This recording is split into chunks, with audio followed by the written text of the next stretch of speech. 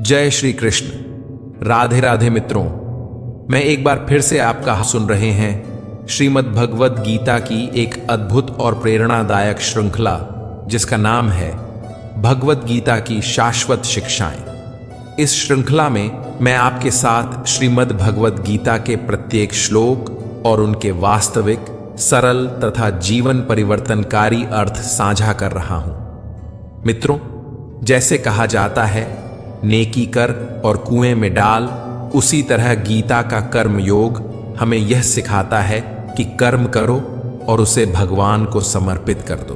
कर्म हमारा कर्तव्य है, उसका फल भगवान पर छोड़ देना ही सच्चा योग है। अब गीता के चौथे अध्याय में श्री कृष्ण हमें ज्ञान, कर्म और संन्यास, इन तीनों के गूढ़ संबंध के बारे में बताएंगे। तो आइए श्री कृष्ण के इन अमृतमय वचनों के साथ इस आध्यात्मिक यात्रा की शुरुआत करें। भगवद गीता अध्याय 4 ज्ञान कर्म संन्यास योग। श्री भगवान उवाच इमं विवस्वते योगम प्रोक्तवानहं व्ययम् विवस्वान मनवे प्राह मनुरिक्ष्वा कवे ब्रवीत। श्री भगवान बोले, मैंने इस कभी खत्म न होने वाले योग को सूर्य से कहा था। सूर्य ने यह ज्ञान अपने पुत्र वैवस्वत मनु को दिया और मनु ने अपने पुत्र राजा इक्ष्वाकु से कहा। श्री कृष्ण कौन थे मित्रों? श्री कृष्ण एक योगी थे, सृष्टि के आदि और अंत को जानने वाले। वह हर समय उपस्थित थे और हमेशा उपस्थित रहेंगे। योग अर्थात ज्ञान योग और कर्म योग, जिसका कभी नाश नहीं होता। यह ज्ञान कहां से आया, इसका आरंभ कैसे हुआ, भगवान श्री कृष्ण उसी की व्याख्या कर रहे हैं। एवं परंपरा प्राप्तमिमं राजर्षयो विदु स काले नेह महता योगो नष्टः परंतप। हे परंतप अर्जुन, यह परंपरा चलती रही और कई राजर्षियों ने इस ज्ञान को समझा, परंतु कालांतर में यह योग, यह अमूल्य ज्ञान पृथ्वी लोक से नष्ट हो गया। ज्ञान सदैव बढ़ाने से बढ़ता है और जब इसे आगे नहीं बढ़ाया जाता तो यह धीरे धीरे लुप्त हो जाता है। यही कारण है कि यह ज्ञान योग, यह दिव्य उपदेश समय के साथ खो गया। इसीलिए आज हम गीता के माध्यम से श्री कृष्ण के उन्हीं अमृत वचनों को फिर से आप तक ला रहे हैं, ताकि यह दिव्य संदेश फिर से जीवित हो सके। स एवायम मया तेऽद्य योगः प्रोक्तः पुरातनः भक्तोऽसि मे सखा चेति रहस्यम ह्येतदुत्तमम्। खजाने को खुले में नहीं रखा जाता, उसी तरह रहस्य भी तुरंत सामने नहीं आता, वह धीरे धीरे खुलता है। श्री कृष्ण अर्जुन से कहते हैं, तू मेरा भक्त और प्रिय सखा है, इसलिए वही यह पुरातन योग आज मैंने तुझसे कहा है, क्योंकि यह बड़ा ही उत्तम और गुप्त रखने योग्य रहस्य है। अर्जुन श्री कृष्ण का भक्त भी है और मित्र भी, इसीलिए श्री कृष्ण उसे यह सदियों पुराना योग बता रहे हैं, सिखा रहे हैं और यह भी कह रहे हैं कि यद्यपि यह रहस्य सामान्य लोगों के लिए छिपाकर रखने योग्य है, फिर भी वह इसे अपने प्रिय अर्जुन को प्रकट कर रहे हैं। यहाँ पर गुप्त कहने का अर्थ यह है कि इतने बड़े ज्ञान का आदर किया जाए, उसे साधारण ज्ञान की तरह न समझा जाए। अर्जुन उवाच अपरम भवतो जन्म परम जन्म विवस्वतः कथमेतद् विजानीया त्वमादो प्रोक्तवानिति। अर्जुन एकदम हमारे जैसा ही मनुष्य है, हमारे जैसे ही प्रश्न उसके मन में भी उठते हैं। किसी भी बात को बिना समझे जादू की तरह मान लेना उसके स्वभाव में नहीं था। वह पूछता है, हे कृष्ण, सूर्य का जन्म तो असंख्य वर्षों पहले हुआ और आप तो अभी सामने हैं, तो फिर आपने यह योग सूर्य को कब और कैसे बताया? उसका अर्थ है कि आपका जन्म तो हाल का है और सूर्य का जन्म कल्प के आरंभ में हुआ था, तो मैं इस बात को कैसे मानूं कि आपने ही उसे यह योग कहा था? यहां अर्जुन श्री कृष्ण पर संदेह नहीं कर रहा, बल्कि यह समझना चाहता है कि यह सब कैसे संभव हुआ। श्री भगवान उवाच बहूनि में व्यतीतानि जन्मानि तव चार्जुन तान्यहं वेद सर्वाणि न त्वं वेत्थ परंतप। मित्रों, भक्त नहीं जानता, लेकिन भगवान सब जानते हैं। साधक यह नहीं जानता, लेकिन महापुरुष सब कुछ जानता है। जो आंखों से दिखता है वह तो हर कोई जान सकता है, पर जो अदृश्य है, अव्यक्त है, उसे केवल ज्ञानी और महापुरुष ही जानते हैं। श्री भगवान कहते हैं, हे परंतप अर्जुन, मेरे और तेरे बहुत से जन्म हो चुके हैं, उन सबको तू नहीं जानता, किंतु मैं सब जानता हूं। श्री कृष्ण यह स्पष्ट करते हैं कि अर्जुन उन्हें साधारण मनुष्य की तरह न समझे। वह बताते हैं कि उनका जन्म सामान्य नहीं बल्कि दिव्य है। यह बात हमारे लिए भी उतनी ही आवश्यक है कि हम श्री कृष्ण को केवल एक ऐतिहासिक पात्र नहीं बल्कि सनातन, सर्वव्यापक, परम चेतना के रूप में समझें। अजोपि सन्नव्ययात्मा भूतानामीश्वरोपि सन् प्रकृतिं स्वामधिष्ठाय संभवाम्यात्म मायया। श्री कृष्ण अपने स्वरूप और अस्तित्व को समझाते हुए कहते हैं, मैं अजन्मा हूं, अर्थात मेरा कभी जन्म नहीं हुआ। मैं अविनाशी हूं, यानी मेरा कभी नाश नहीं हो सकता। मैं समस्त प्राणियों का ईश्वर होते हुए भी अपनी ही प्रकृति को अधीन करके अपनी योग माया से प्रकट होता हूं। जिसका जन्म होता है उसकी मृत्यु भी निश्चित होती है, परंतु श्री कृष्ण स्वयं तो अजन्मा है। तो फिर जिसे अर्जुन देख रहा था वह कौन था? वह था श्री कृष्ण का योगमय स्वरूप, उनकी लीला, उनकी माया। अपनी दिव्य योग माया के द्वारा श्री कृष्ण ने स्वयं को इस संसार में प्रकट किया ताकि वे मनुष्यों के बीच मनुष्य रूप में आकर हमारे समान जीवन जी सकें और हमें धर्म और ज्ञान का सच्चा मार्ग दिखा सकें।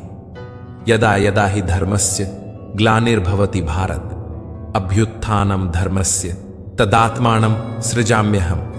हे भारत, जब जब धर्म की हानि होती है और अधर्म बढ़ जाता है, तब तब मैं स्वयं अपना स्वरूप रचकर इस संसार में प्रकट होता हूं। हर युग में जब अधर्म का प्रकोप बढ़ता है, जब सच्चाई, करुणा और न्याय का पतन होता है, तब कोई दिव्य शक्ति जन्म लेती है जो संतुलन को पुनः स्थापित करती है। यही कारण है कि जब जब संसार में अंधकार छाता है, तब तब भगवान श्री कृष्ण किसी न किसी रूप में अवतरित होकर इस धरा को अधर्म से मुक्त करते हैं। परित्राणाय साधूना विनाशाय च दुष्कृताम धर्म संस्थापनार्थाय संभवामि युगे युगे। धर्म को पुनः स्थापित करने के लिए हर युग में श्री कृष्ण अवतार लेते हैं, लेकिन धर्म की स्थापना का अर्थ केवल पूजा पाठ नहीं बल्कि सत्य, न्याय और सदाचार की रक्षा है। श्री कृष्ण कहते हैं, साधु पुरुषों का उद्धार करने, पाप कर्म करने वालों का विनाश करने और धर्म की पुनः स्थापना के लिए मैं युग युग में प्रकट होता हूं। साधुओं का उद्धार यानी सज्जनों का भला और पापियों का अंत करना ही धर्म की रक्षा करना है। आज की इस दुनिया में हमें लगता है कि बिना बेईमानी के जीना कठिन है, क्योंकि अधर्म हर ओर बढ़ रहा है। लेकिन याद रखिए, जब भी धर्म संकट में पड़ता है, श्री कृष्ण अवश्य प्रकट होते हैं, किसी रूप में, किसी मार्ग से, और संसार को पुनः धर्म के पथ पर ले आते हैं। जन्म कर्म च मे दिव्यमेवं यो वेत्ति तत्वतः त्यक्त्वा देहम पुनर्जन्म नैति मामेति सो अर्जुन। श्री कृष्ण कहते हैं कि मेरा जन्म और कर्म दिव्य है, अर्थात इस संसार के नहीं है। जैसे हम सब का जन्म होता है, वैसे मेरा जन्म नहीं हुआ। जो मनुष्य इस सत्य को भली भांति समझ लेता है, वह शरीर त्यागने के बाद फिर जन्म नहीं लेता, बल्कि सीधे मुझे प्राप्त होता है।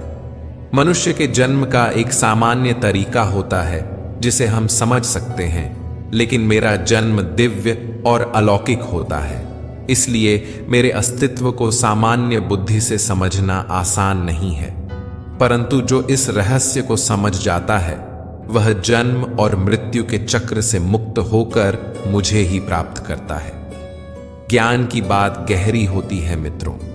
उसे समझने के लिए साधना और श्रद्धा दोनों चाहिए, और जो इसे समझ लेता है उसे फिर किसी अन्य ज्ञान की आवश्यकता नहीं रहती। वीतराग भय क्रोधा मनमया मामुपाश्रिता बहवो ज्ञान तपसा पूता मद भाव मागता। जिन लोगों ने मोह भय और क्रोध को त्याग दिया है, जो मुझ में स्थित हैं और जिन्होंने ज्ञान और तपस्या के द्वारा स्वयं को शुद्ध कर लिया है, वे मेरे स्वरूप को प्राप्त हो जाते हैं। जो अपने अंदर के मोह, गुस्से और डर जैसे भावों को समाप्त कर चुके हैं, जिन्होंने अपनी इंद्रियों को वश में कर लिया है और जिन्होंने स्वयं को पूर्ण रूप से श्री कृष्ण को अर्पित कर दिया है, वे मोक्ष को प्राप्त करते हैं। मित्रों, इस भौतिक संसार में रहकर परमात्मा की दिव्यता को समझना तभी संभव है जब हम पहले अपनी इच्छाओं और इंद्रियों पर नियंत्रण पालें। ये यथा माम प्रपद्यन्ते तांस्तथैव भजाम्यहम् मम वर्तमानुवर्तन्ते मनुष्याः पार्थ सर्वशः। हे अर्जुन, जो भक्त मुझे जिस प्रकार भजते हैं, मैं भी उन्हें उसी प्रकार भजता हूं। सभी मनुष्य, हे पार्थ, किसी न किसी रूप में मेरे ही मार्ग पर चलते हैं। श्री कृष्ण यहां एक गहरा सत्य बताते हैं कि जो भक्त उन्हें प्रेम से भजते हैं, श्री कृष्ण भी उन्हें उसी प्रकार प्रत्युत्तर देते हैं। इसका अर्थ यह नहीं कि केवल पूजा पाठ करने से भगवान प्रसन्न हो जाते हैं, बल्कि सच्चे अर्थों में भगवान को भजना है, उनके बताए मार्ग पर चलना, उनके उपदेशों को अपने जीवन में उतारना। कांक्षणतः कर्मणाम सिद्धिम यजंत इह देवता क्षिप्रम हि मानुष्य लोके सिद्धिर्भवति कर्मजा। श्री कृष्ण कहते हैं, इस संसार में जो लोग अपने कर्मों का शीघ्र फल चाहते हैं, वे देवताओं की उपासना करते हैं, क्योंकि मनुष्य लोक में कर्मों से उत्पन्न सिद्धि उन्हें जल्दी प्राप्त होती है। जो व्यक्ति श्री कृष्ण के बताए अनुसार कर्म करता है और साथ ही देवताओं की पूजा करता है, उसे अपने कर्मों का परिणाम शीघ्र मिलता है। सच्चे मन से कर्म करना और कर्म करते समय केवल फल की नहीं, बल्कि भगवान और देवताओं की भी स्मृति रखना, यही सच्चा मार्ग है। कर्म किया है तो फल अवश्य मिलेगा, चाहे अच्छा हो या बुरा। लेकिन यदि कर्म करते समय मन में ईश्वर का भाव हो, तो फल निश्चय ही शुभ और शीघ्र प्राप्त होता है। चातुर्वर्ण्यम मया सृष्टम गुणकर्म विभागशः तस्य कर्तारमपि माम विद्य कर्तारम व्ययम। यहाँ श्री कृष्ण हमारे समाज की एक गहरी सच्चाई बताते हैं, जिसे हमने धीरे धीरे भुला दिया है। ब्राह्मण, क्षत्रिय, वैश्य और शूद्र, इन 4 वर्णों का विभाजन मैंने गुण और कर्म के अनुसार किया है। यद्यपि मैं इन सब का रचयिता हूं, फिर भी मैं स्वयं अकर्ता और अविनाशी हूं। मित्रों, जिसे हम जाति कहते हैं, वह जन्म से नहीं बल्कि गुणों और कर्मों से निर्धारित होती है। आपका जन्म चाहे किसी अच्छे घर में हुआ हो, माता पिता सदाचारी हों, पर यदि आप स्वयं छल कपट या झूठ में लिप्त हैं, तो क्या आपको भी सच्चा और श्रेष्ठ कहा जा सकता है? कभी नहीं। मनुष्य को उसका कर्म ही महान बनाता है, न कि उसका जन्म। न मां कर्माणि लिम्पन्ति न मे कर्म फले स्पृहा इतिमान योभिजानाति कर्म भिर्ण सबध्यते। कर्म करना आवश्यक है, परंतु उसमें बंधना नहीं, यही सच्चा योग है। श्री कृष्ण कहते हैं, मेरे कर्म मुझे नहीं बांधते, क्योंकि मुझे उनके फल की कोई इच्छा नहीं। जो व्यक्ति इस सत्य को समझ लेता है, वह भी कर्म के बंधन से मुक्त हो जाता है। मित्रों, इसे गहराई से समझिए। कर्म को पूरी निष्ठा से अपने कर्तव्य के रूप में करें, लेकिन उसके परिणाम में उलझे नहीं।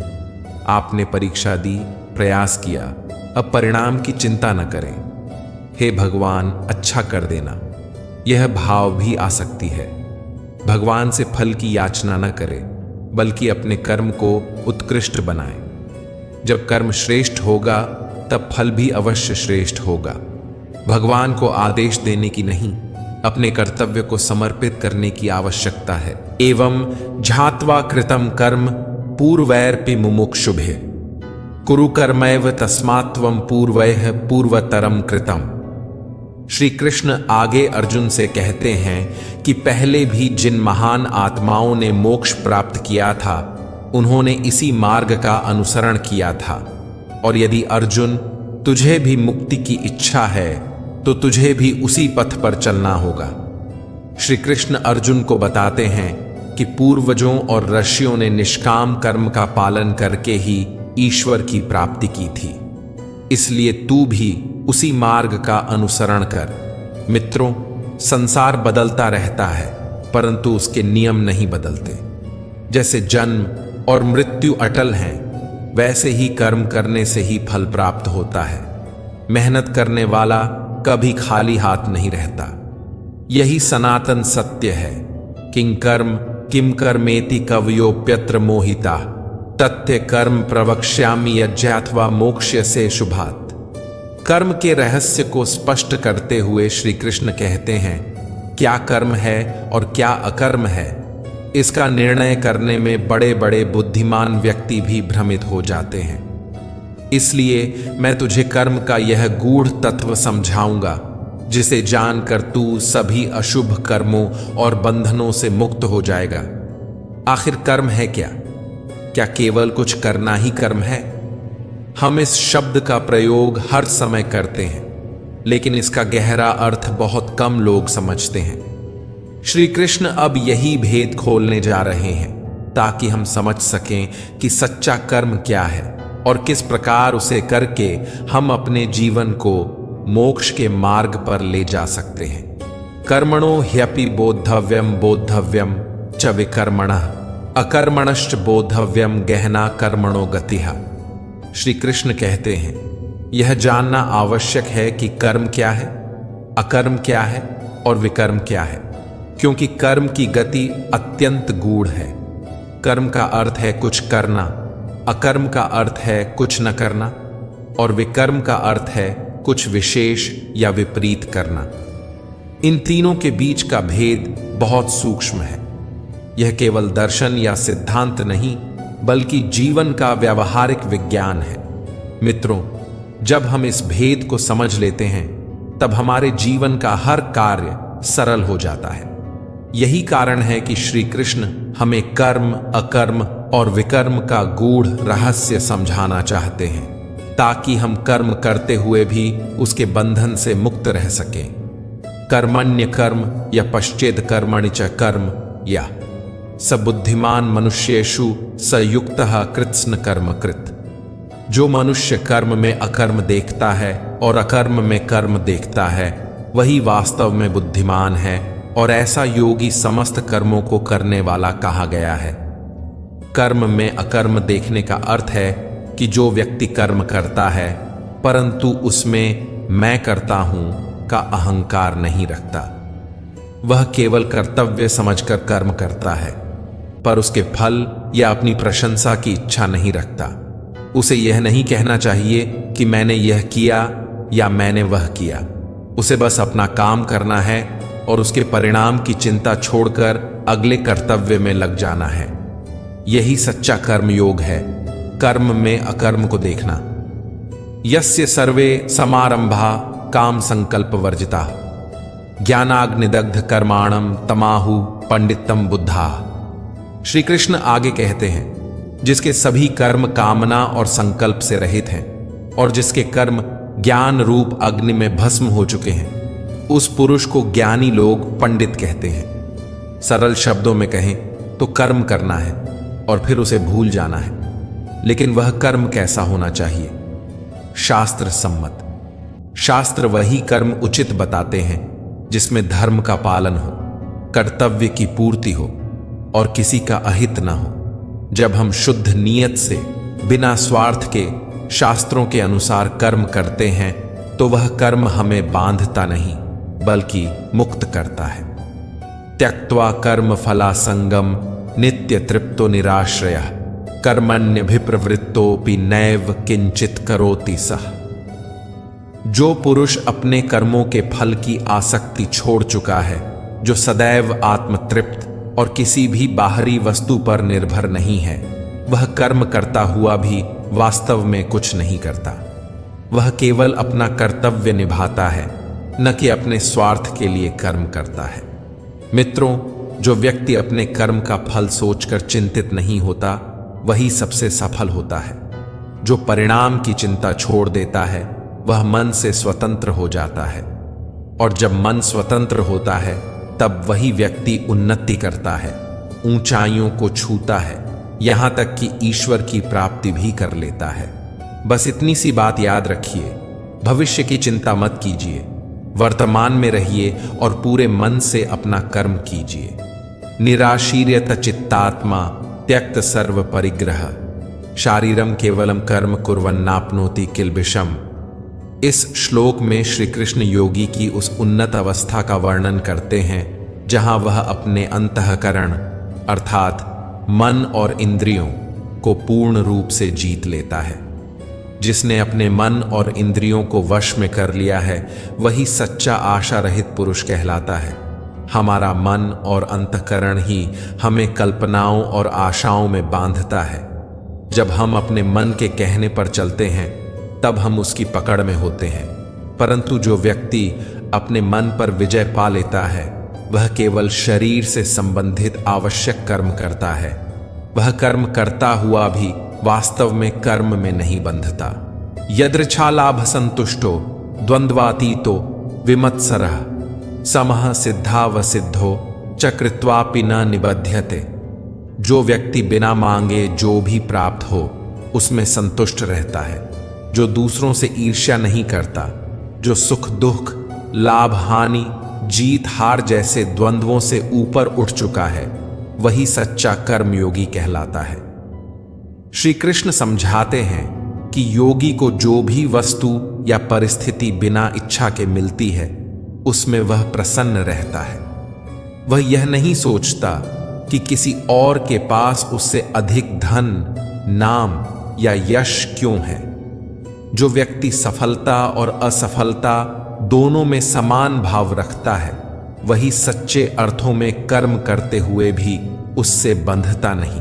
गतसंगस्य मुक्तस्य ज्ञानावस्थित चेतसः यज्ञायाचरतः कर्म समग्रम प्रविलीयते। जो व्यक्ति अपने आसक्तियों से मुक्त होकर ज्ञान में स्थित हो जाता है और अपने हर कर्म को यज्ञ मानकर करता है उसका समस्त कर्म परमात्मा में लीन हो जाता है। ऐसा कर्मयोगी अपनी इच्छाओं पर नियंत्रण रखता है, अपने अहंकार को त्याग देता है और यह नहीं सोचता कि वह कितना बलवान या सुंदर है। वह ममता और मोह से परे रहकर केवल परमात्मा के ज्ञान में स्थित रहता है। ऐसे व्यक्ति के लिए प्रत्येक कर्म एक यज्ञ के समान होता है, पवित्र, निस्वार्थ और समर्पण पूर्ण। श्री कृष्ण बताते हैं कि यद्यपि यह अवस्था कठिन है पर असंभव नहीं। जिन्होंने अपने मन और इंद्रियों को जीत लिया उन्होंने इसी मार्ग से मोक्ष की प्राप्ति की, वही सच्चे कर्मयोगी हैं। ब्रह्मार्पणम ब्रह्म हविर ब्रह्माग्नो ब्रह्मणा हुतम ब्रह्मैव तेन गंतव्यम ब्रह्म कर्म समाधिना। श्री कृष्ण कहते हैं कि जिसे यज्ञ में अर्पित किया जाता है वह ब्रह्म है। जो हवन में उपयोग होने वाला द्रव्य है वह भी ब्रह्म है। जिस अग्नि में आहुति दी जाती है वह भी ब्रह्म है। और जो योगी इस यज्ञ को करता है उसका फल भी ब्रह्म ही है। यहां ब्रह्म से तात्पर्य है परम सत्य, वह सर्वोच्च तत्व जिससे यह संपूर्ण सृष्टि उत्पन्न हुई है। मित्रों, जो संसार हम चारों ओर देखते हैं वह उसी ब्रह्म सत्य का ही रूप है। हमारी दैनिक जीवन की भाग दौड़ में यह बातें कठिन लग सकती हैं, परंतु इससे उनका सत्य कम नहीं हो जाता। श्री कृष्ण यहां हमें यह समझाने का प्रयास कर रहे हैं कि जीवन के प्रत्येक कर्म में, प्रत्येक यज्ञ में, प्रत्येक आहुति में केवल ब्रह्म ही है। वही कर्म भी है, कर्ता भी है और फल भी। दैवमेवापरे यज्ञम योगिनः पर्युपासते ब्रह्माग्नावपरे यज्ञम यज्ञेनैवोपजुह्वति।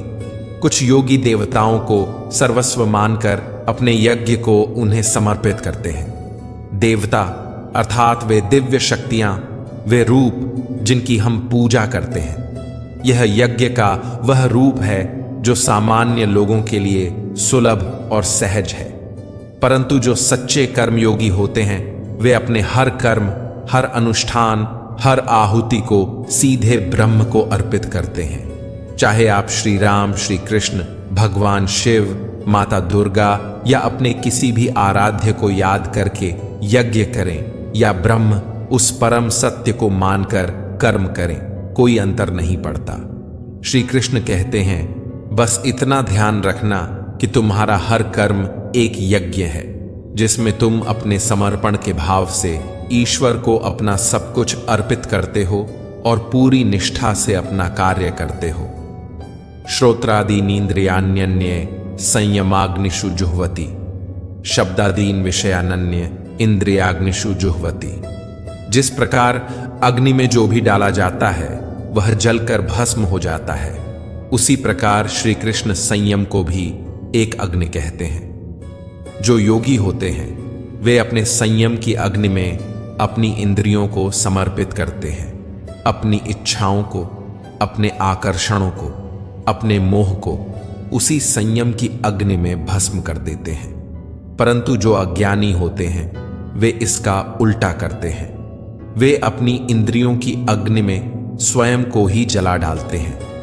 किसी की बात से गुस्सा आ जाना, किसी को देखकर ईर्ष्या करना, दूसरों की उपलब्धियों से खुद को छोटा समझना, ये सब वही अग्नियां हैं जिनमें अज्ञानी लोग खुद को जलाते रहते हैं। श्री कृष्ण सिखाते हैं कि सच्चा योगी अपनी इच्छाओं को नियंत्रित करता है, न कि उनके अधीन होकर स्वयं को नष्ट करता है। सर्वाणि इंद्रिय कर्माणि प्राण कर्माणि चापरे, आत्मसंयम योगाग्नौ जुह्वति ज्ञान दीपिते।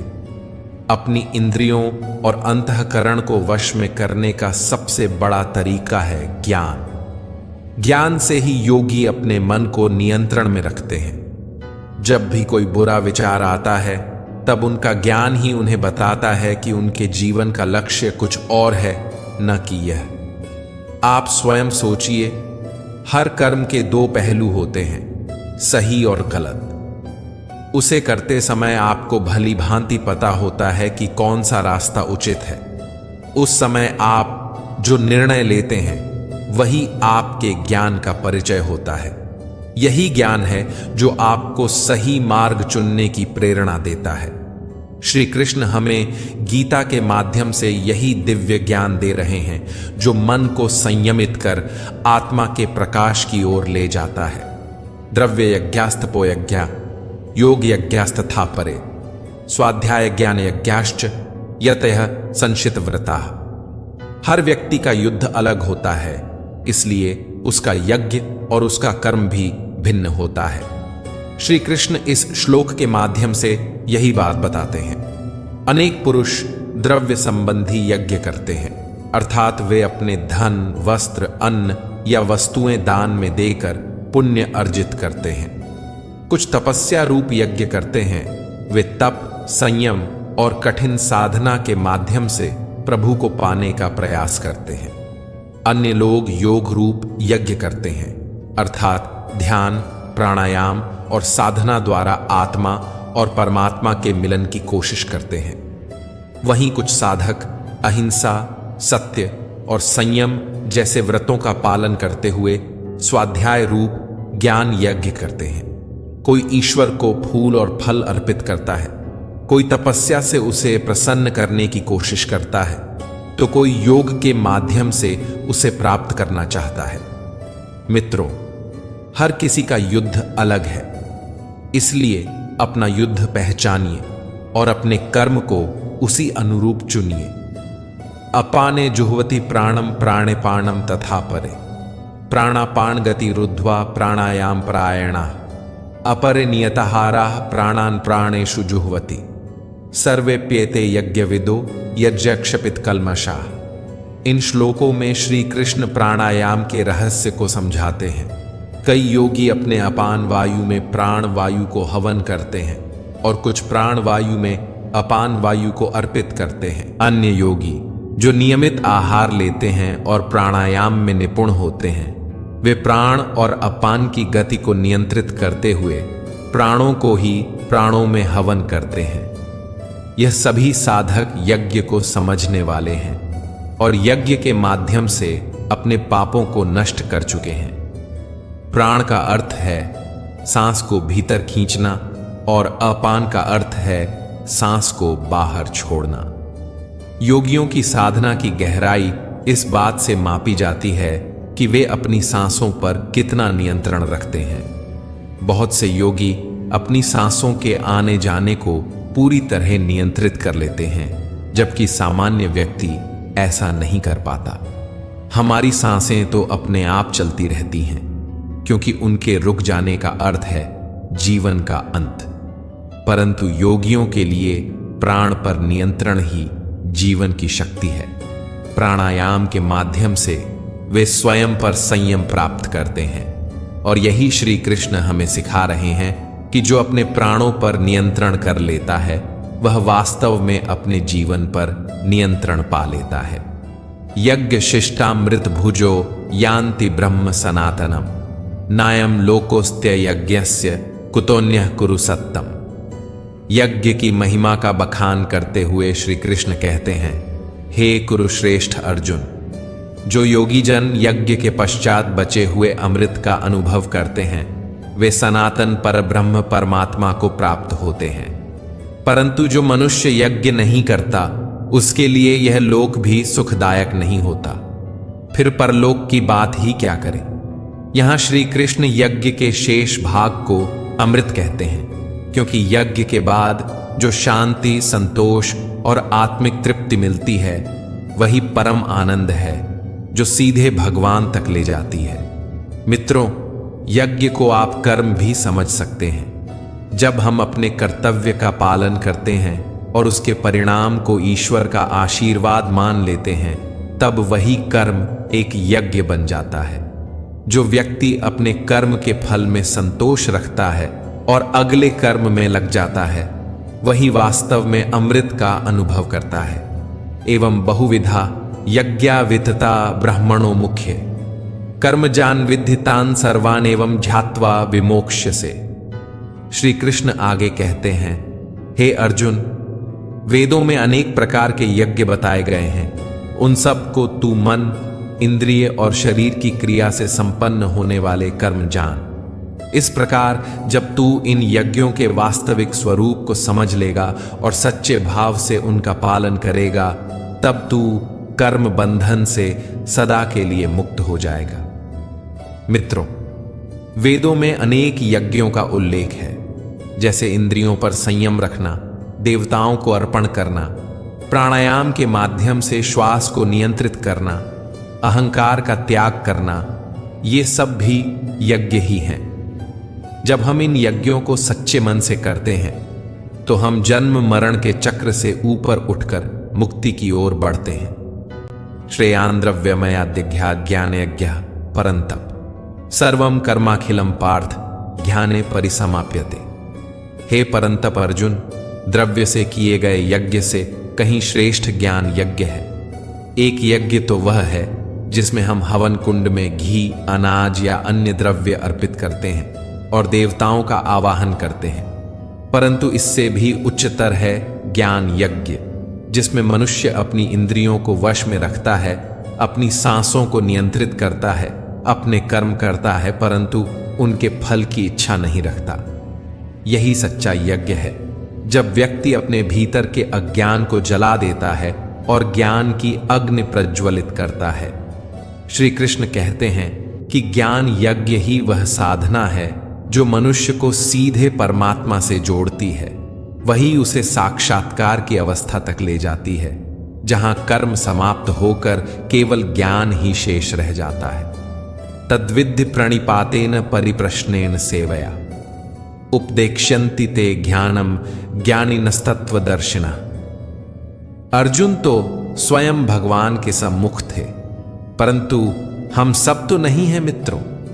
यदि यह ज्ञान हमें सीधे सीधे समझ नहीं आ रहा तो हमें तत्वदर्शी ज्ञानी महापुरुषों के पास जाकर इस ज्ञान को, इस ब्रह्म को समझने का प्रयास करना चाहिए। यदि हमें ज्ञान की आवश्यकता ही महसूस नहीं होगी तो हम बस अपनी जिंदगी को बिना कुछ समझे, बिना कुछ जाने जीते चले जाएंगे। श्री कृष्ण अर्जुन के माध्यम से हम सबको यही बता रहे हैं। ज्ञान को तू उन तत्वदर्शी ज्ञानियों के पास जाकर समझ जो इस सत्य को प्रत्यक्ष रूप से जान चुके हैं। उन्हें भलीभांति प्रणाम करने से, उनकी सेवा करने से और कपट छोड़कर सरलता से प्रश्न करने से वे ज्ञानी महात्मा तुझे परमात्मा के तत्व का उपदेश देंगे। यही सच्चे ज्ञान की राह है, नम्रता, सेवा और सत्य की खोज। यज्ञात्वा न पुनर्मोहमेवं यास्यसि पांडव येन भूतान निशेषेण द्रक्ष्यस्यात्मन्यथो मयि। हम सब अपना कर्म करते हैं, कमाते हैं, परिवार बढ़ाते हैं, वृद्ध होते हैं और फिर यह चक्र निरंतर चलता रहता है। परंतु क्या कभी हमने सोचा कि ऐसा क्यों करते हैं? क्या आवश्यकता है बार बार जन्म लेने और मरण का यह क्रम दोहराने की? हम इस संसार में क्यों आए हैं? अज्ञानी व्यक्ति इन प्रश्नों पर विचार ही नहीं करता, लेकिन जिसमें थोड़ी भी चेतना है वह यह जानना चाहता है कि जीवन का उद्देश्य क्या है। यही कारण है कि श्री कृष्ण कहते हैं, इस ज्ञान को प्राप्त कर लेने के बाद तू फिर कभी मोह में नहीं पड़ेगा।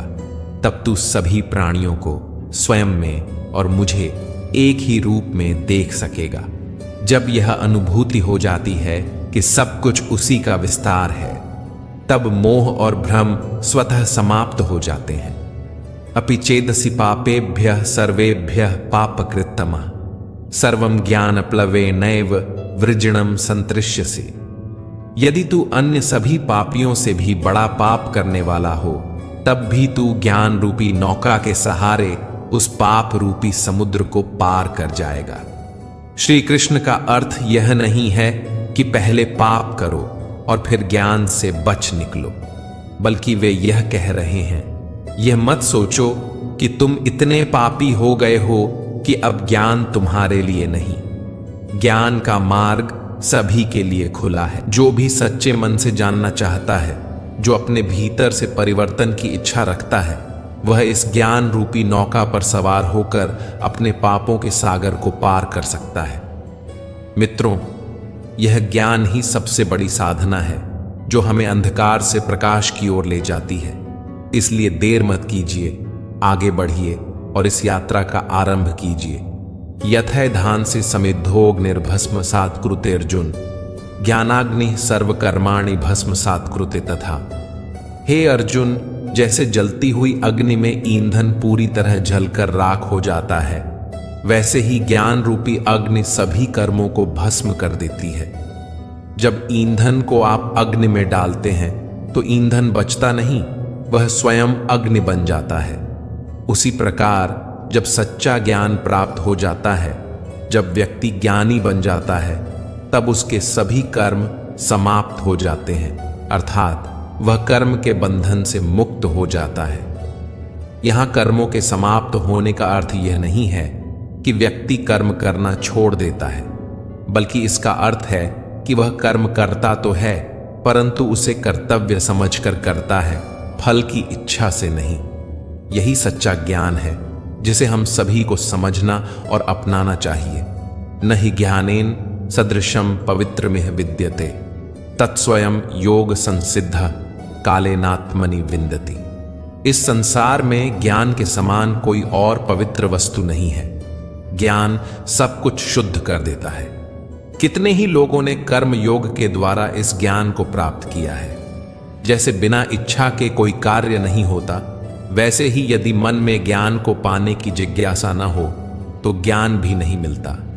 जो व्यक्ति सच्चे मन से ज्ञान को जानने की इच्छा रखता है, वह उसे अवश्य प्राप्त करता है। श्री कृष्ण कहते हैं कि जिसका मन शुद्ध है, जो निष्काम भाव से कर्म करता है और ज्ञान के प्रति उत्सुक है, वह धीरे धीरे कर्म योग के माध्यम से इस ज्ञान को प्राप्त कर लेता है। श्रद्धा वा उल्लभते ज्ञानम तत्परः संयतेन्द्रियः ज्ञानम लब्ध्वा पराम शांतिम चिरेणाधिगच्छति। जो व्यक्ति श्रद्धा रखता है, इंद्रियों को वश में करता है और कर्म में तत्पर रहता है, वही ज्ञान को प्राप्त करता है। और जब उसे ज्ञान प्राप्त हो जाता है तो वह शीघ्र ही परम शांति को प्राप्त कर लेता है। जैसे परीक्षा में जिसे सारे उत्तर ज्ञात होते हैं उसे परीक्षा देने में कोई कठिनाई नहीं होती, उसी प्रकार जो व्यक्ति अपनी इंद्रियों को नियंत्रित करता है और ईश्वर के प्रति सच्ची श्रद्धा रखता है, उसे ज्ञान प्राप्त करने में अधिक समय नहीं लगता। मित्रों, सच्ची लगन, संयम और निष्ठा से इस संसार में कुछ भी प्राप्त किया जा सकता है, फिर चाहे वह परम ज्ञान ही क्यों ना हो। अज्ञश्च श्रद्धानश्च संशयात्मा विनश्यति, नायम लोकोस्ति न परो न सुखम संशयात्मनः। जो व्यक्ति सही और गलत का निर्णय नहीं कर सकता, जिसमें श्रद्धा नहीं है और जिसके मन में निरंतर संशय बना रहता है, वह नष्ट हो जाता है। ऐसे संशय से ग्रसित मनुष्य के लिए न यह संसार है, न परलोक और न ही किसी प्रकार का सुख। जिसके भीतर न सोचने समझने की शक्ति है, न ईश्वर या सत्य के प्रति आस्था, ऐसे मनुष्य के जीवन का कोई मूल्य नहीं होता। श्री कृष्ण कहते हैं कि जो व्यक्ति अज्ञानी है, संशय में जीता है और श्रद्धाहीन है, वह किसी भी लोक में सुख प्राप्त नहीं कर सकता। मित्रों, बिना कुछ किए कुछ भी प्राप्त नहीं होता, और यदि कुछ करने या जानने की भी इच्छा नहीं है तो ऐसे व्यक्ति के होने और न होने में कोई अंतर नहीं। योग सन्यस्त कर्माणम ज्ञान सन्नि संशयम, आत्मवंतम न कर्माणि निबध्नन्ति धनंजय।